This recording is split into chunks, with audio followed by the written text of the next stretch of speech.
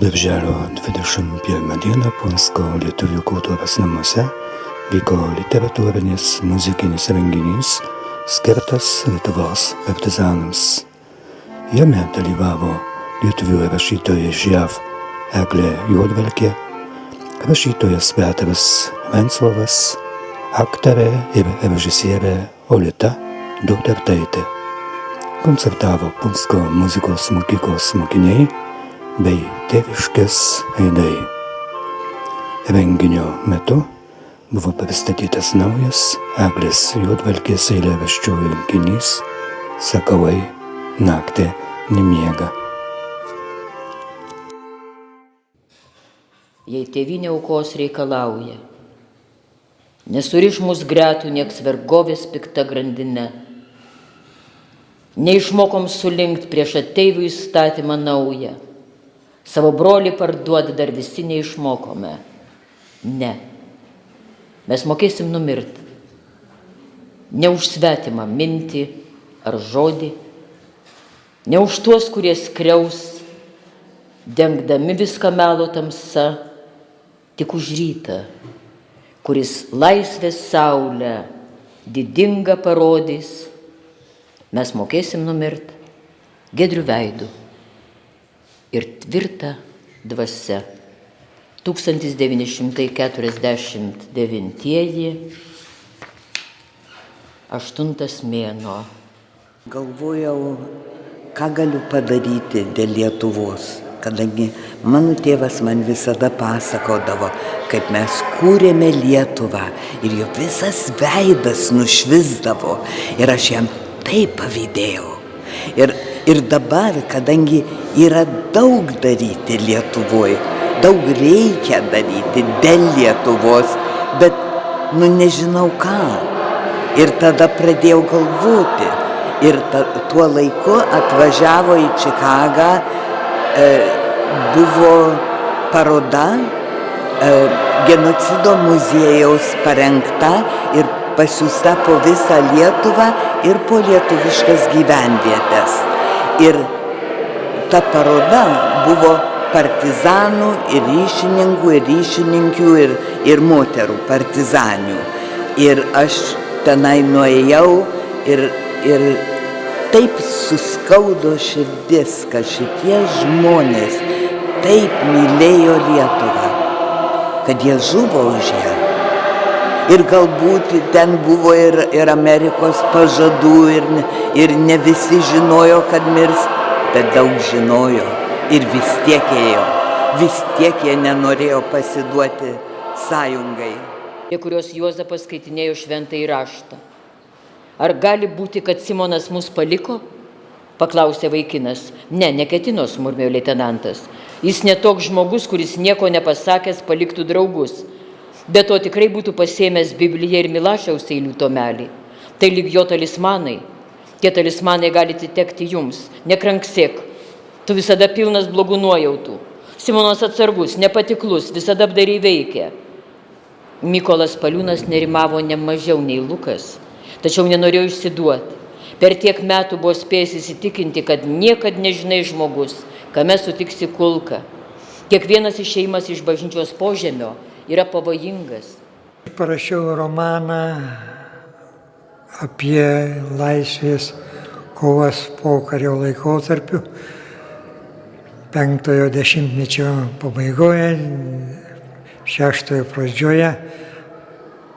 Ir man rūpėjo parodyti, kad tai labai svarbus laikotarpis lietuvių istorijoje, ypač 20-ame amžiuje, nes Lietuva, buvusi neseniai laisva, buvo okupuota vokiečių, paskui vėl grįžo į rusų rankas ir jie labai žiauriai susidorojo su mūsų žmonėmis, kurie norėjo tik tai savo valstybės ir savo laisvės.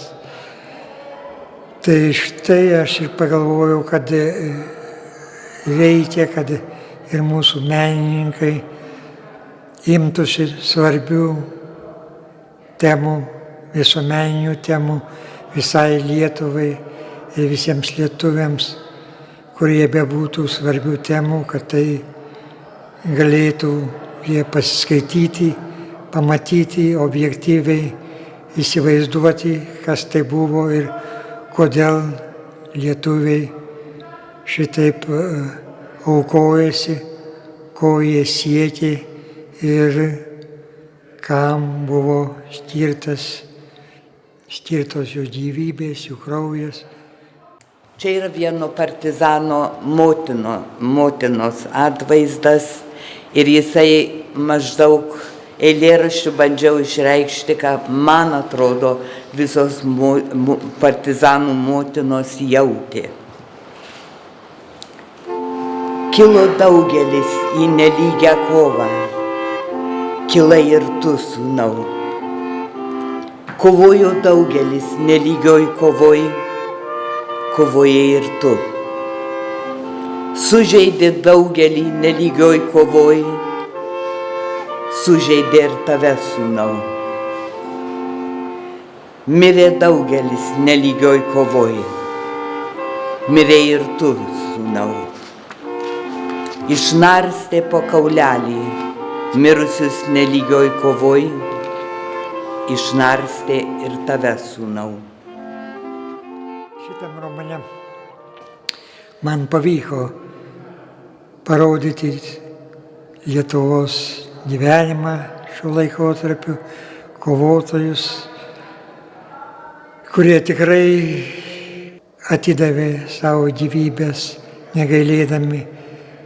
Ir taip pat aš norėjau pavaizduoti ir okupantus, ir stribus, kurie pasidarė tarnai okupantų, kurie dėl kažkokių tai sumetimų ar tiesiog buvo suklaidinti, ar norėdami prisiderinti prie naujos valdžios, prie okupacijos, nuėjo kartu su Tarybų sąjungos, Sovietų sąjungos užkariautojais.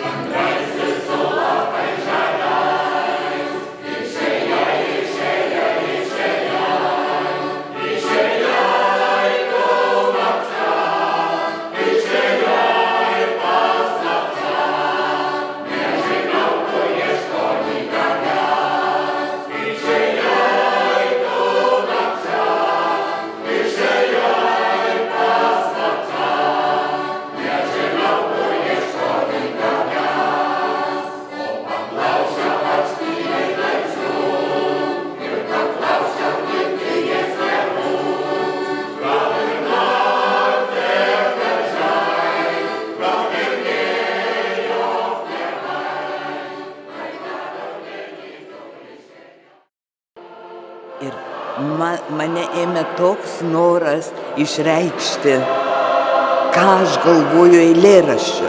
Ir parašiau tik vieną. O tada po kelių dienų parašiau ir antrą, ir trečią.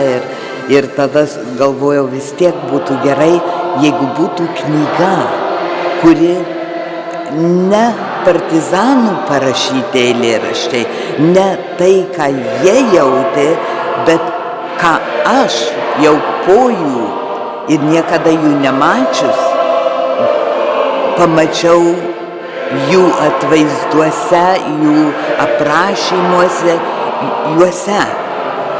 Ir tada aš pradėjau rašyti tą knygą ir tada genocido centras išspausdino, paskelbė ir jau dabar beveik nėra.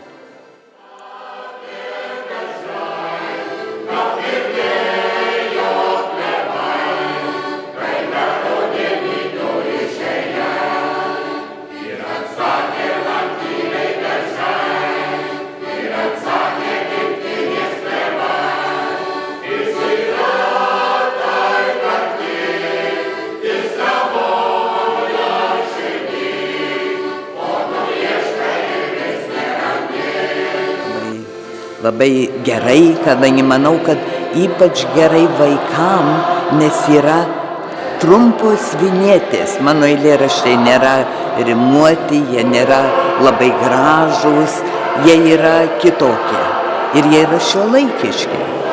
Ir manau, kad vaikam, kurių yra susitelkimo momentas nebūna ilgas, bet tokių eilėraščių, tokių trumpų ir grynas patriotizmas. Reiškia, kas gins tėvynę, jei ne jos vaikai.